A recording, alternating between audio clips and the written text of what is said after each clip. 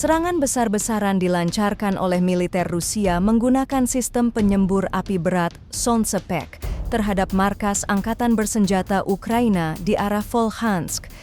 Aksi ini terekam dalam video yang beredar luas di Telegram pada Minggu, 29 Juni 2025.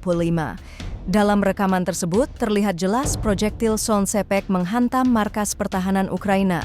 Beberapa detik setelah serangan pertama, ledakan susulan terjadi beruntun yang kemudian memicu kebakaran besar di area tersebut. Sumber lapangan melaporkan bahwa pasukan Ukraina yang berada di dalam markas diduga ikut musnah akibat intensitas ledakan dan suhu tinggi dari sistem penyembur api tersebut. Sonsepek memang dirancang untuk menghancurkan target yang bersembunyi di dalam benteng atau bangunan tertutup. Serangan ini menjadi salah satu yang paling menghancurkan di sektor Volchansk dan menunjukkan bagaimana Rusia terus mengandalkan kekuatan artileri berat dalam upaya menggempur posisi pertahanan Ukraina.